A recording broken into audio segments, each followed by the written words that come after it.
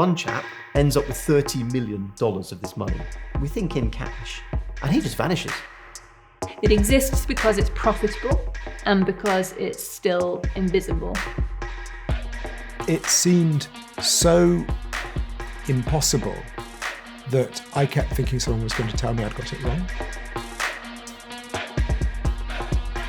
The infinite game is managing risk in the past, present, and future.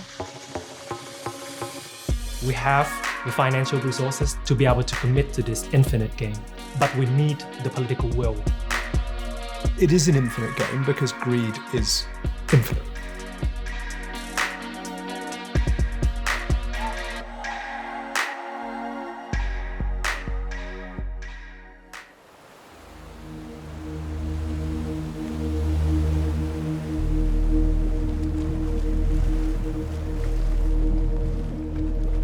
Early in my career, I had a chance to interview a number of workers who have been forced into working on fishing vessels in Southeast Asia.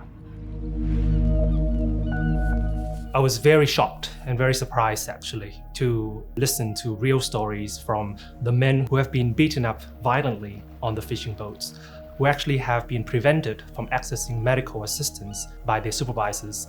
And it made me reflect, because I don't think that human suffering belong in our food. These workers are mostly migrant workers on the fishing vessels.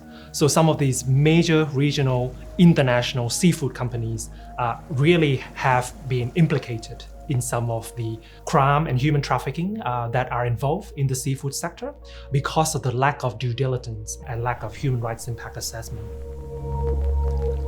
They have failed to live up to the commitments in which they made.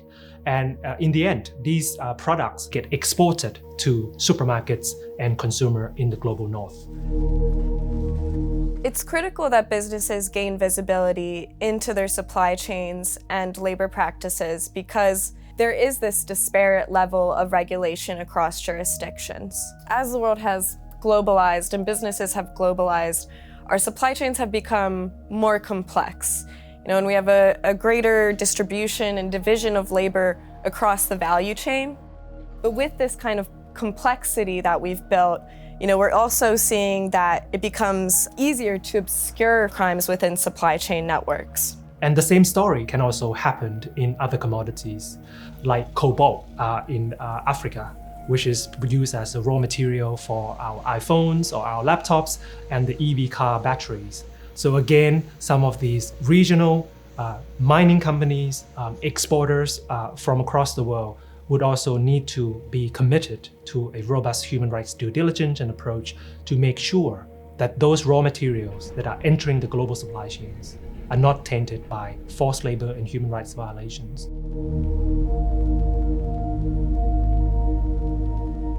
Not understanding every aspect of the supply chain is pretty common, right? A lot of people understand what's the full supply chain look like. As you get closer to the source materials, the raw materials that are needed for those different products that companies produce, there is a risk that you go into parts of the world that are more dangerous, that have less stable governments, that can have more risk of corruption and more risk of modern slavery, right? Now, the primary companies, right, that are really high up in the supply chain, ultimately they are exposed to it because some of the companies that they use and that those companies use might actually have some of these problems. I think the two biggest problems that we have are this. Number one, there's that business model, the business model that always focuses on cost optimization, going where they can purchase the cheapest goods wherever in the world because of globalization. And this globalization has left a lot of people behind, especially vulnerable populations, women, migrant workers, informal workers. And secondly, there is weak laws and regulations that really aim to protect the most vulnerable populations in our communities. So I think with those two problem analysis, it's always very important for private sector and for the government to actually step up. There's typically a few reasons why companies will have a view into this. And one is, I believe most companies do want to do the right thing, and it is important to do the right thing and understand those risks. But I think the other area is the regulations globally have changed. There's a lot more legislation. So as those regulations change, it's also important to know that by failing to do the right thing, not only is it reputationally damaging, but also you're going to have some potential regulatory impact and penalties as a result.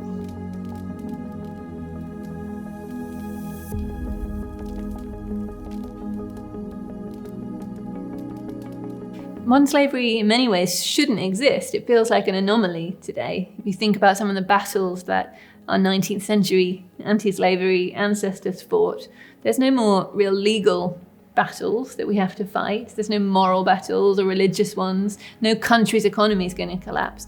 It exists because it's profitable and because it's still invisible. We define modern slavery today as being treated as a human as if you are property. So there's no longer legal ownership. No one can try to assert legal ownership over you.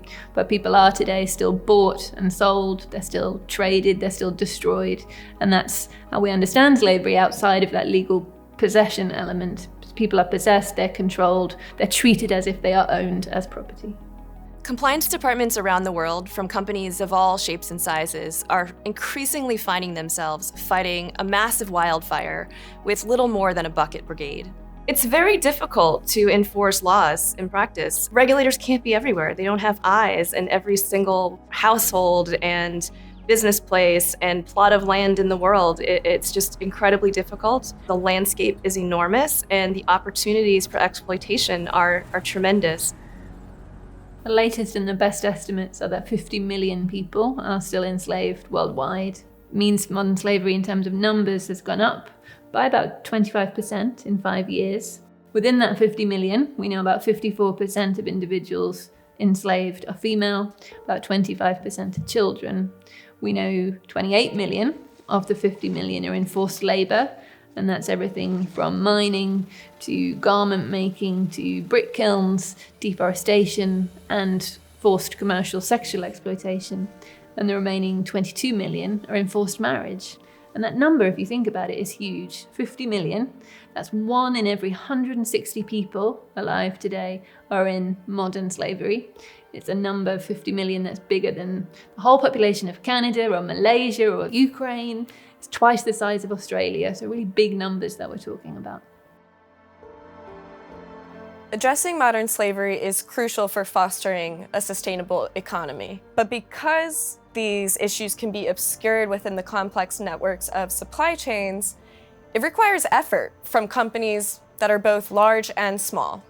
Modern slavery is one of the greatest drags on economic and social development that exist in today's world. It's absolutely decimating local and national economies, and it's the same for free people as well as for the enslaved. When you're cutting corners on safe labor practices, you're risking elements within your operation and your production. It can also impact your environmental risks. We often see that there is a correlation between the level of pollution, for example, and the prevalence of forced labor. That is because, generally speaking, areas that are less regulated environmentally also tend to be less regulated when it comes to issues of modern slavery and forced labor. It's a prime example of integrated risk and how we see the intersection of financial crime with a multitude of other business risks. Modern slavery is the great human rights issue of our time. So if you think about slavery in the Universal Human Rights Declaration, it's there. Freedom from slavery is there as an absolute right. It's one of those quite rare absolute rights. We think it's also key to Sustainable Development Goals. It's actually key to making progress on women's rights, on environmental destruction, on child poverty. It's one of those keystone issues that if we can achieve an end to slavery, we'll see global benefits, global dividends across a range of economic issues.